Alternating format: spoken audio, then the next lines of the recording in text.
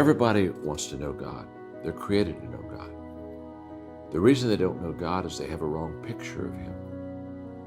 You see, if I had a wrong picture of God, I wouldn't want to know Him either. And so what I've been trying to do for the last 25 years is help people get a right picture.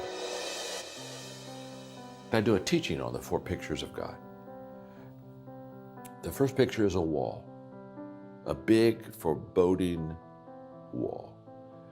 And we're on the outside and God's on the inside. And a lot of people, when they think of God, they go, yeah, there's a God, but they never make what they would call a personal relationship or connection with Him, because they've got this wall, this barrier. And then I help them say, if you have that picture of God, it's a wrong picture. It really is. And the reason I know that is because in the very beginning, you go back to God creating man, Adam and Eve, when they sinned, they hid from God. It was God who came looking for them. It wasn't man saying, oh my gosh, I blew it. I got to go get to God and tell Him I'm sorry and I got to kind of make amends here. No. They hid. We all hide. I hide. You hide. Sin causes us to hide. God will jump the wall. That's what Jesus did. He jumped the wall, came out of heaven, came earth, put on the clothes, the flesh, the whole deal. He jumped the wall to get to you. The second picture that people have, the wrong picture of God, again, is like a stairway to heaven, and I'm going to climb it. It's like a stairway of good works. And I'm just going to be a good person, a good neighbor, a good family person. And they start climbing, they start climbing. It's a gift. And there's nothing that we can do to deserve or, we just get prideful and kind of look at each other and compare ourselves and say, I think I'm a little closer than you because I'm a little bit better person. And it just doesn't work.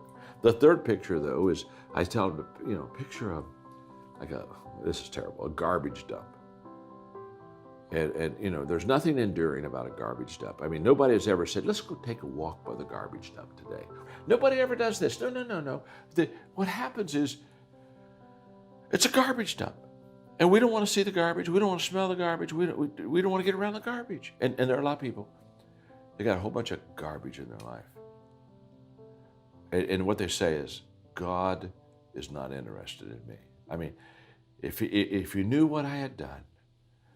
And so I help them. I say, again, wrong picture. In fact, what's really interesting is God's incredibly interested in all your junk.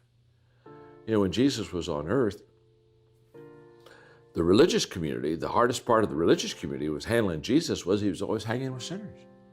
And they couldn't handle this. And Jesus said, let me explain something to you. I'm a doctor. And basically, the people I see are sick people. And he just said, you got to understand, I'm on a mission. And my mission is to get around people that have garbage in their life. So if you think that God doesn't want you because of garbage, you got a wrong picture of God. And then the last picture is the door, where Jesus is knocking at the heart's door. And basically, he's saying, I want a relationship with you. By the way, he initiates the relationship. I don't. If I'm 1,000 steps from God, he takes 999 steps to my door. He just says, Maxwell, can you just take one step and open the door? I want to come in. He initiates the whole relationship. And I talk to him about how God really wants a relationship with them more than they want a relationship with him. And how that relationship has the ability to change their life. The book Leadership is all about shifts that we make in our life that will allow us to basically connect better with people so that we can have a stronger relationship with them and add value to them and help them a lot.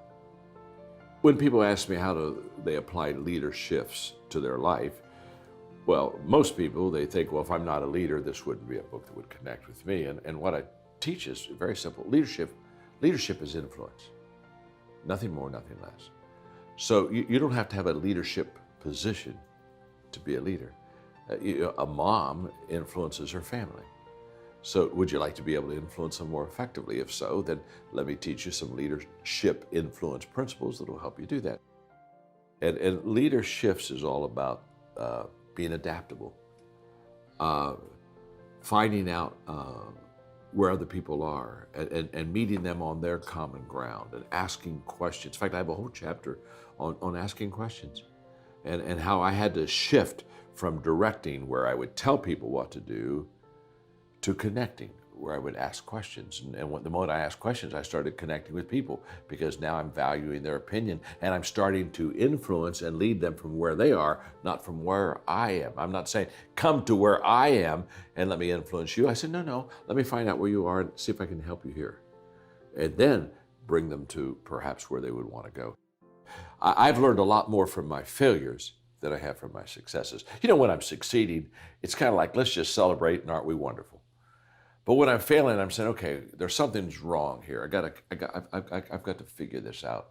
And so what I really teach people all the time is to fail forward. That as you fall, just go 3 feet, fall forward and get back up, and you've already gained 3. And all my life, I've done a lot of failing forward. And I tell people all the time, don't count your losses, count your lessons. And so when people come to me and they'll say, oh, I had a terrible loss here. Okay, I'll listen to it. And when we're done, the first question I have is, okay, what did you learn?